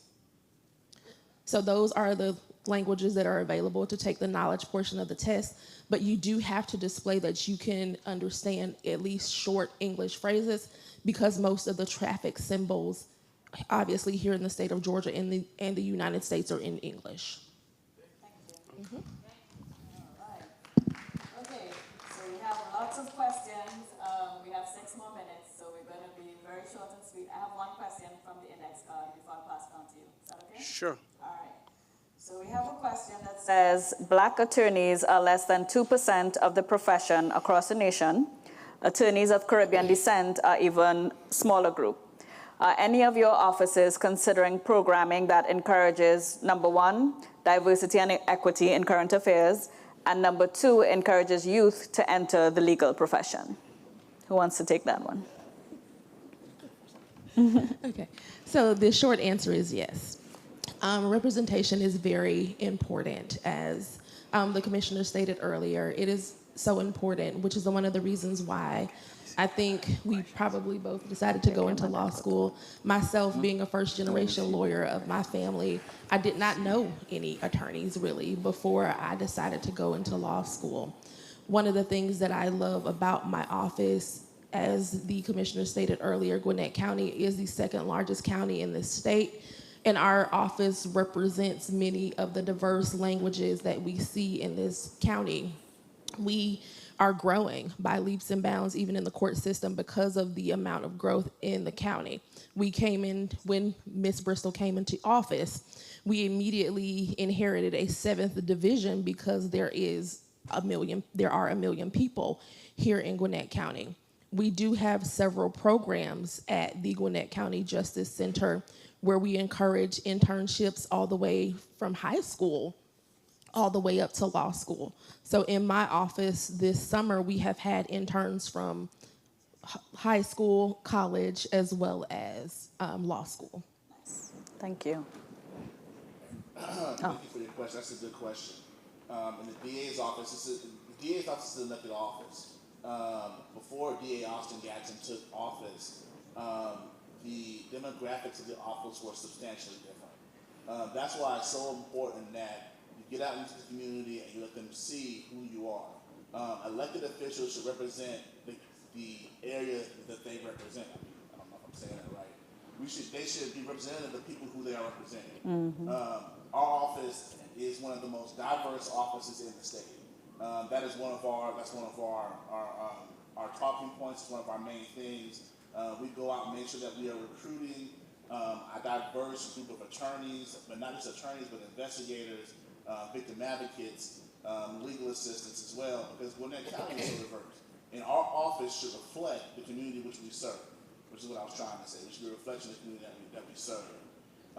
In terms of what we do specifically, we have a junior DA program that we do in the DA's office. It just ended maybe about 2 weeks ago. We had 49 to be precise, 49 high school students that come to the DA's office. They learn about what we do, about how they can be impactful in their community, how they can help their community, about how to grow and be lawyers or be an investigator. So if you know young people that are interested, please send them our way. We do it all the time. I take students with me personally when I'm doing something to show them how to do my job, because it is important to us to, one, raise the next generation of lawyers. We understand the complications that people of color have had accessing the legal field. I'm much like her. I'm a first-generation lawyer in my family. I grew up, I didn't know any lawyers. I knew Matlock, and I wanted to be like Matlock. That's my story. Because I thought it was cool. And I wanted to help you. So I try to pass that on, and I try to make sure the next generation knows that you can too be a lawyer. It's important that young people can see themselves in that field. If you don't have young people of color or people of color in that field, a young person can't see themselves being in that position. Perfect. Thank you. All right. Before we move on to the questions, I know we're running a little late, so I just want to ask permission from everyone. Do you mind if we go until 8:10? Is that okay with this? Yeah? We'll stay to the question. All right, cool. Okay. All right, the floor is yours. Yes, good evening and thank you for being here. My name is Franz Bourget. I'm a member of the Gwinnett Haitian Leadership Coalition. The question I have for you guys, is there in the $32.8 billion budget for the state, is there anything set aside as far as economic development for communities such as ours, which do not have the capital when you go to the bank, try to start a business? And as you can see, we have a lot of services that can help our community versus the agencies that you guys have. Is there any such thing? And if we do have it, how do we go about getting access to that? Thank you. Good question. That's a heavy question. Definitely, and I don't have the budget here, so I don't know all the line items and the details, but yes, I do know there's an aspect of the budget that does provide economic development. What I think will be helpful is maybe at some time in the future I can bring the budget office in and to the community, and we can do a review of what's in the budget and how it impacts the community. But yeah, there's several agencies out there. That focus on small business and work with small businesses. So we can organize some in the future and look into that. Yes. And also in the city of Lawrenceville, there is an economic development center that's ran by the county. And if you're thinking about wanting to start a business, or you're having interest in how businesses are formed in Gwinnett County, you can actually go to this economic development center and they have programs available for you. There was a young lady of Asian descent that went in this program when it first opened, and she opened up a pharmacy and other businesses actually working through that economic development city service center in Lawrenceville that's sponsored by the county. So it's online under the economic development, and you'll see the center. Entrepreneurship Center. Yes. So it's there. We'll take a visit. They're very useful. It's good to know. Thank you. Good evening. My name is Linda Octavian, and I would like to thank you for being here tonight. And my question is, for the past several years, we have seen an increase of school fights in Gwinnett County. Is there any budget and plan in place to help decrease violence in our schools? Good question.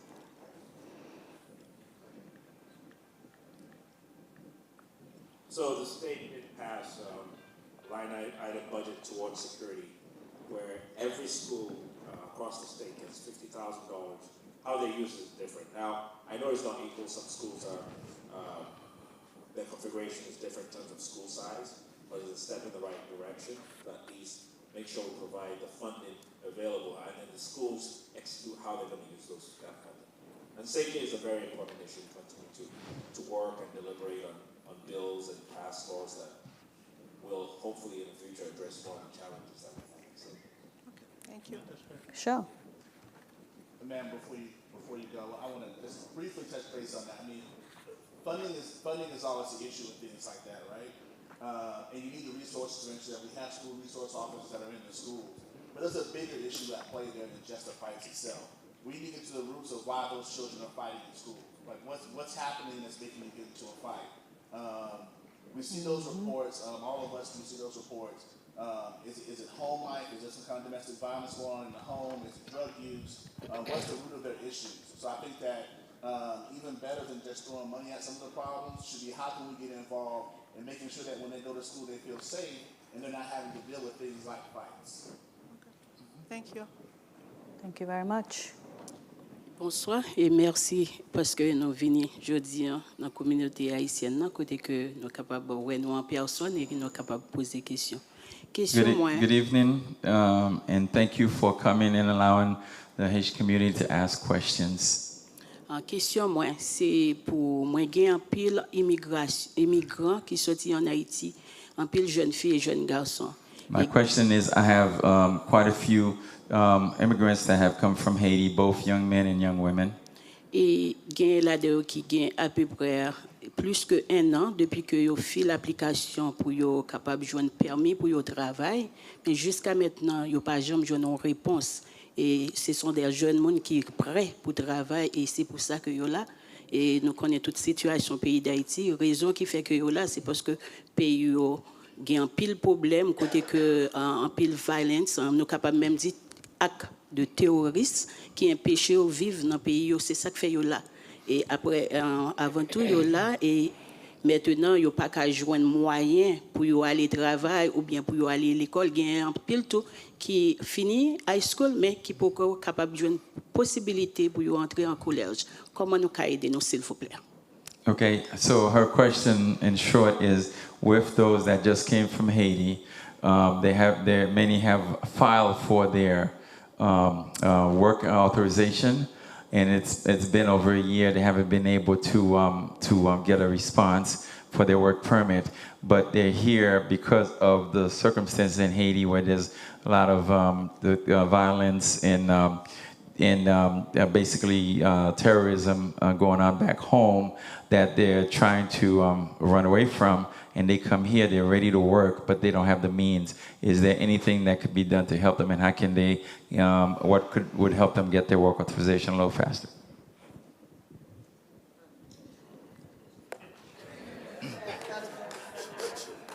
Yeah, so being an immigrant, I know that's one of the biggest challenges in our community.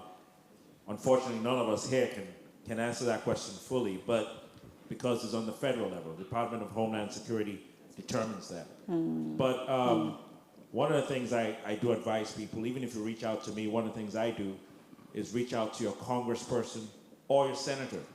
They are the people that can advocate the best. Nice.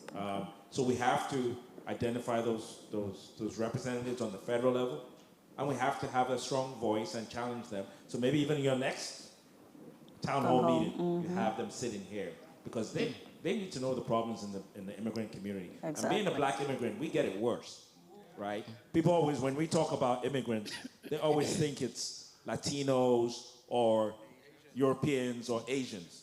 They never think they're black immigrants, and we get it bad. So we have to make sure we continuously advocate. One event I do go to every year is the Congressional Black Caucus. And I know the Haitian community, there's a Haitian pact that's very visible. So we have to continue to do that. And even on the state level, continue to talk to our state reps, all our elected officials. If they can't do something, they can at least still be a voice that you hear. Okay. And vous te comprenez réponse non ou bien vous Moi, voulez je comprends, mais deuxième level, là, c'est que jeunes qui finissent high school, yo, comment que sont capables d'entamer collège? Okay. The second part of her question was the young people that finish high school. Est-ce qu'on a parlé de jeunes qui finissent sur Haïti? Yo?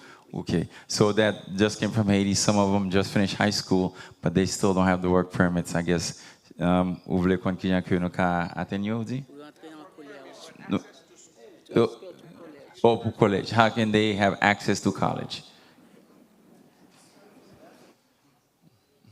Well, it still depends on their current status, right? Definitely you want to consult a lawyer to kind of help you through that process. I'm no expert when it comes to schools, but in terms of what the schools, if they want to go to college, how the schools facilitate that. But I would say seek legal advice from an immigration lawyer to help you through that process also. I'm going to give you one quick little response real quick. So that, because I did have a conversation with somebody from Social Security Administration, gagner un monde que me capable contact avec lui qui travaille dans le département social.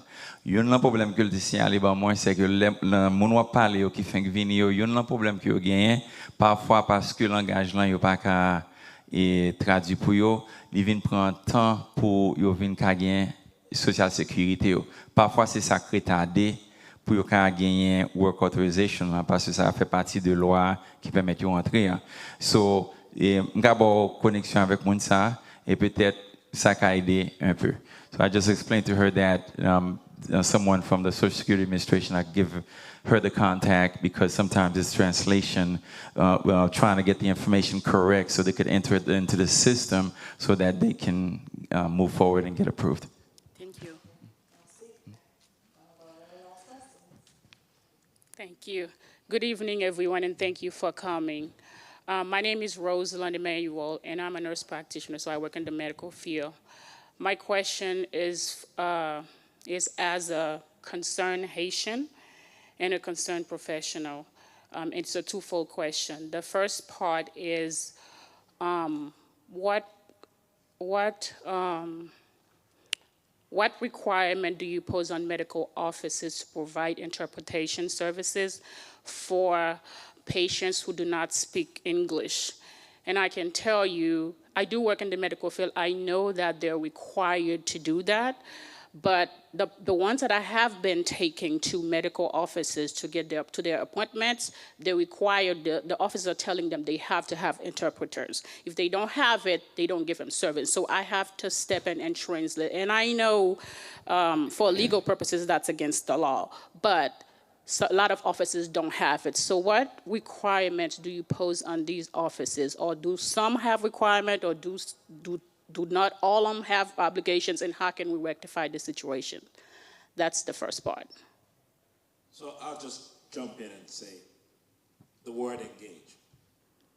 As a community, I think we have to do our part, because those services, even though they're being offered, the institutions don't always have people for every single language that's out there.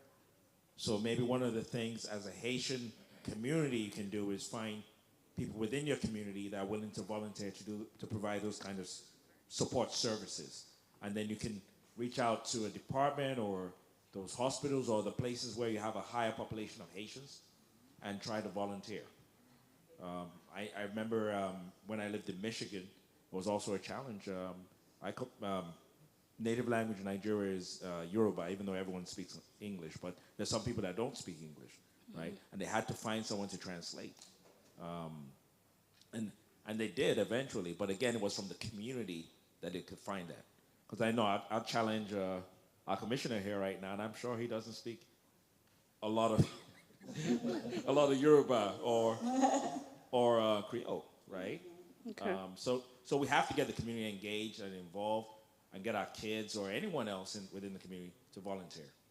I understand, and we are engaged. I can tell that I am engaged. But when I go to the doctor's office and you have Spanish, a lot of Spanish speakers, they're more likely to give them services versus Haitians, because Haitians don't speak the English. And so I have to step in, other people have to step in. But, it's always an issue with them. But with the other non-English speakers, it's a lot better. So I do feel like, there has to be a solution to rectify the situation. And if I can just add to that, as business owners, they have a responsibility, especially in a medical clinic, to provide some means to communicate with their patients. There are many different corporations that have like language banks, things like that to help, so they can contract someone. So I'm not going to have you leave here saying that this is impossible, we just have to have volunteers.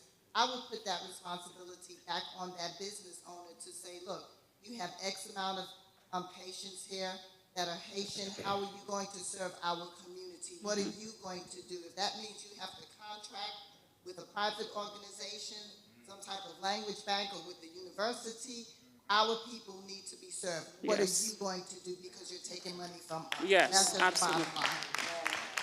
Thank you. And I think one of to piggyback on that, one either think how many Haitians attend this church? Can 800. Can one of the leadership 700.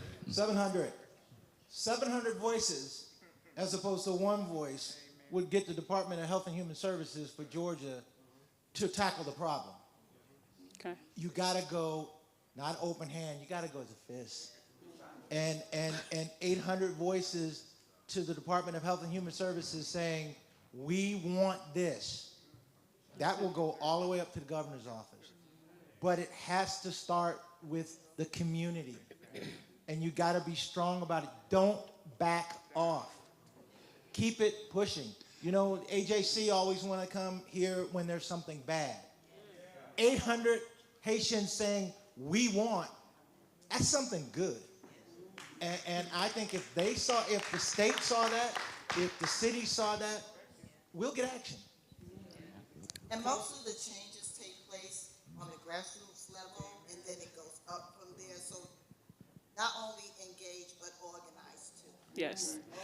Thank you. And I'm so glad you mentioned community, because my second question fold is based on that. So as you may or may not be aware, recently Haitians stood up on July 9th and had a march to stand as one people. Do you have any liaison or representative that helps us influence how we live here and the situation that we have going on in Haiti? Do you have any representative that helps us influence the activities we do to influence our people back home and as well as here?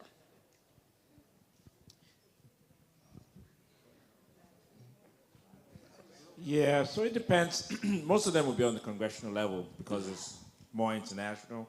Okay. But there are some advocacies you can do from a state level. It depends on the situation, and we can sit down and talk about it.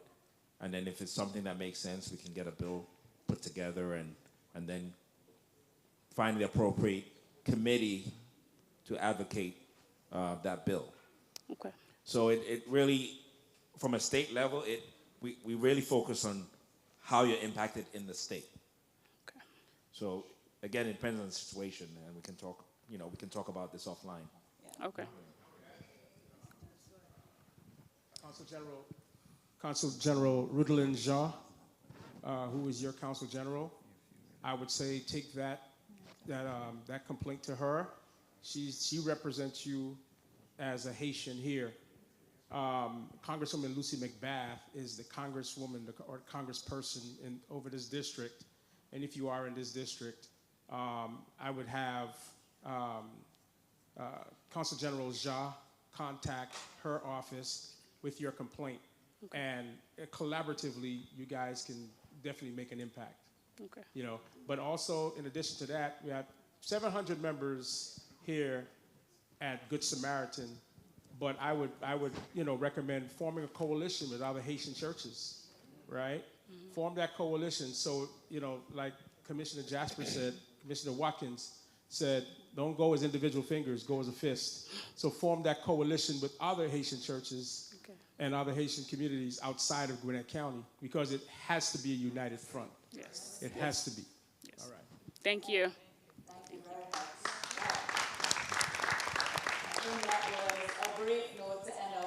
A note on mobilization, on us engaging as a community. We know how important that is. And we got a lot of gems of information tonight. Can we give a round of applause to our elected officials and to you, our community? An amazing job. Thank you, thank you. As we stated earlier, this is the first of many conversations. We do plan to have some others. CGV is going to sponsor a few others. So please stay engaged and stay involved. You can follow us on our social media outlets, Caribbean Georgia Votes. But before we end officially, I want to invite one of our key members of CGV to come up to give us a vote of thanks. So let me just give you a brief introduction to Mr. Roker.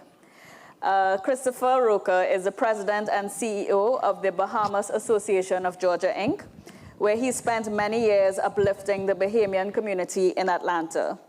He's not just an organized leader who pays attention to details, but he's also a visionary. He's always thinking ahead about how to improve our organization and help people in our community. Aside from being a strong community leader, Christopher is also a man of science. He graduated from Long Island University in Brooklyn, New York, with degrees in biomedical technology and medical microbiology and bacteriology. I hope I got that right. He's not only known in America, he's also recognized internationally. He's part of the who's who in America and the who's who in medicine and healthcare. We are very excited and very grateful that he's here with us tonight to round off this very rich conversation about engagement with our elected officials. Welcome, Christopher.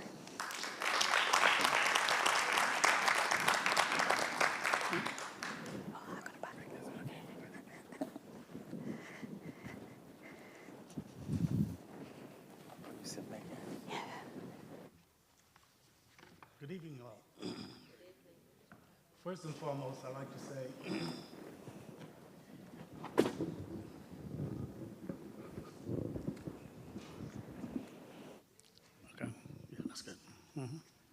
good evening, all.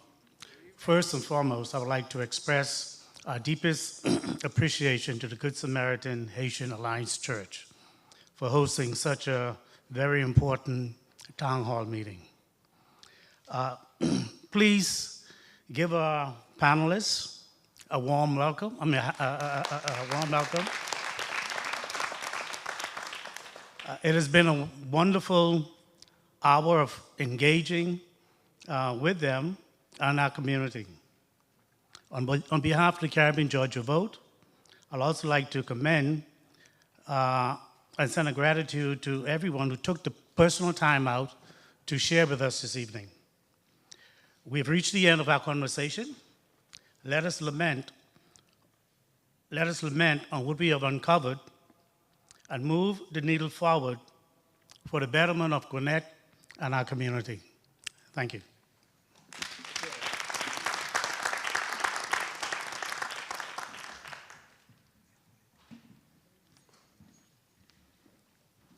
Thank you very much, Mr. Roker.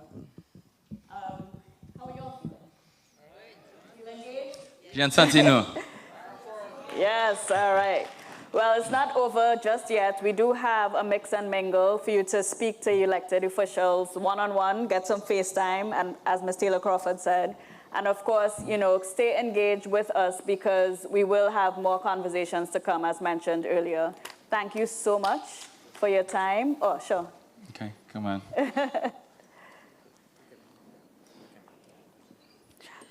Thank you so much. We so appreciate the fact that you took the time to come here with us and to help our community answer our questions. And thank you as well, CGV. On behalf of Good Samaritan Haitian Alliance Church, we just have a little token of appreciation to all of you. Aww. Can we just give them a big hand?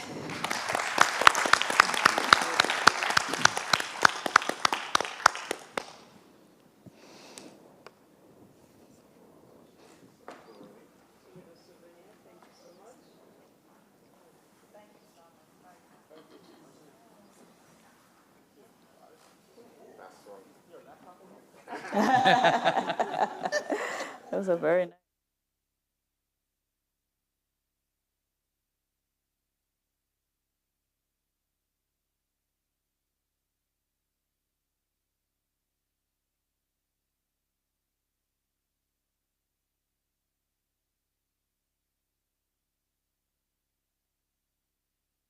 Where they could meet for the mix and mingle? Yes. So to close out, I'm not sure if any of the of the panelists have to leave, but if you have a few minutes, we don't want to linger too long because we're a little bit past the time, so we want to be respectful of everyone's time. But if you wanted a little one-on-one, you know, with the different panelists, we have the Sheriff's Department, we have the City Council of Lawrenceville, we have the Gwinnett County Commission, we have the state representative, and we have our DA and our solicitor. So anything that you need along these lines, feel free to spend a few minutes with them, okay? I want to be clear about something. I know a couple of questions had to do with issues that were at the federal level. Tonight, we didn't have anyone to represent that, so it's not their fault. I'll take responsibility for that, for not having somebody for that, for that conversation. Next one. So the next one, Yeah. not only show up, and then I know Franz Bouget here with the Georgia Haitian Leadership Coalition, we're gonna make sure that we have that address, okay? And the school level, yes, you know. For sure. So let's allow them to come and talk to you as they're able, and have a wonderful night. Take a picture first. And before you leave, let's take a quick picture. All the members of CGV and the pastors of the church, if we could all take a quick picture together.